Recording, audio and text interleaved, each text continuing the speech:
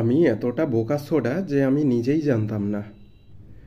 আমার একটা নিজস্ব প্রজেক্ট ছিল, not college project, off grid inverter system below 200 watt. তো এটা একটা 150 ওয়াট কিট, যেটা আমি শিলিগুড়ি মেলোডিকার থেকে নিয়েছি। বাট মাথা হ্যাংওভারে ছিল, দাদার বিয়ে গেছে। এরকম আমার কাছে দুটো ট্রান্সফর্মার আছে, পুরনো ট্রান্সফর্মার। এর রেটিং আছে 12 ভোল্ট, 12012 1 এম্পিয়ার। আর এই কিটটা চালাতে আমার লাগবে 12012 5 এম্পিয়ার মিনিমাম, 7 এম্পিয়ার 10 এম্পিয়ার দিলেও ভালো। আর ওখানে একটা সোলার প্যানেল আছে 100 ওয়াটে, অনেকটাই বড়, এখনও সেট আপ হয়নি, তার লাগানো হয়েছে। তো আমি কি করেছি,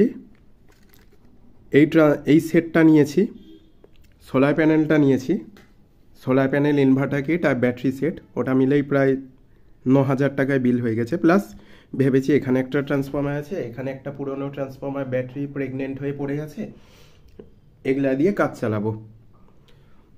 সো যেই সোলার প্যানেলের লোডটা দিয়েছি আর একটা হেভি ব্যাটারি দিয়েছি, ব্যাটারিটা কোথায়, এই যে এরকম দুটো ব্যাটারি আছে, যেই দুটো ব্যাটারি দিয়েছি আমার ট্রান্সফর্মার ওভারহিট হয়ে দুটোরই ওয়াইন্ডিং কেটে গেল। এটা তাও এক সাইড ঠিক আছে, এক সাইড কেটেছে।